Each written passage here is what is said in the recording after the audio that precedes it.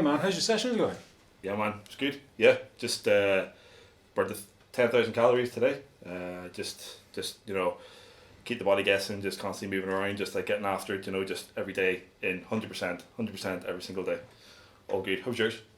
Yeah, it was okay man, it was good. So I'm working this block on building some density, so I've kept the weight the same. I'm just adding a set each week. This is my peak week, but I'm really looking forward to next week, which is my deload.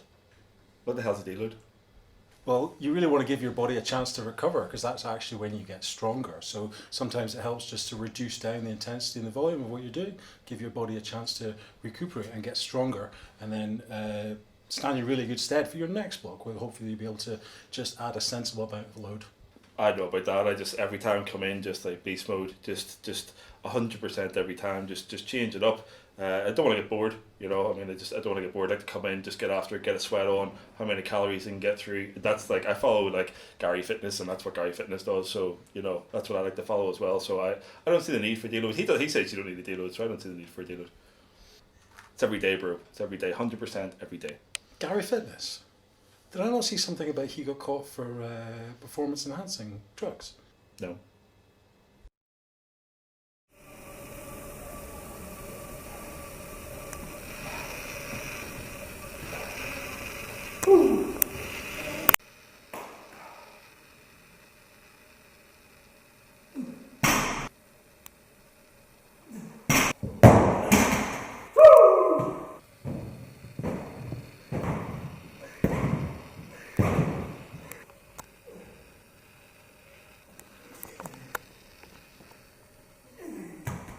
How's your session, man? Good. Hey man, how's your training going? Knee pain, groin pain, back pain, low testosterone, incontinence. Yeah, it's going good. So what goal are you working towards? Just smashing it, you know. Just get a sweat on, you know, just keep the body guessing. So how do you know you're achieving that? Like, what's the indicator you're using? Like what do you mean indicator? Like the thing in the car? Those 100 burpees, man, they look really hard. Like, how do you scale something like that? Is your body recovering from that? Early onset arthritis, shoulder pain. Yeah.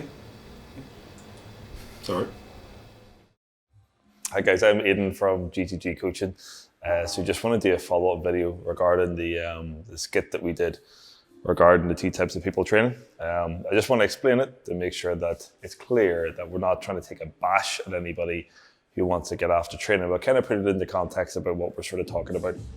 So that video was very, very much directed at by the person, or meant to get the point across to the person who was training, had a structured program, and the person who came in and just got after it 100% every time and was very much there to get hot and sweaty, get the burn on, like full of motivational quotes, all the things that tick the boxes. And why is that a problem?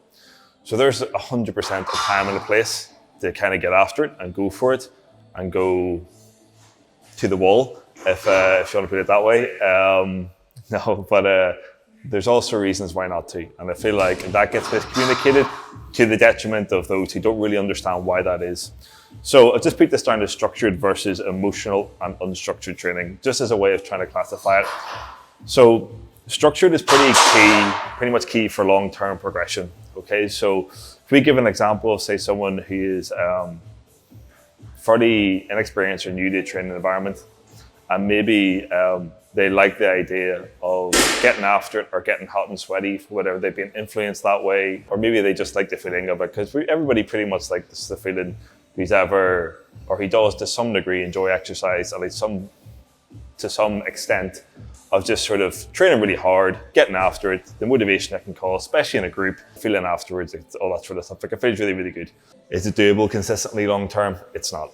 So the reason is that in order to be able to get, long-term results or long-term progress, which a lot of people who get into these sort of programs are influenced by those who have gotten long-term progress, is there has to be a structure and a long-term progression, or other things at play that we won't discuss in this video, but it's got to be there for that to happen. So essentially what we've got here is something called a fitness and fatigue model. So not going into too much detail on it, But really what this shows is you apply a training stimulus, okay?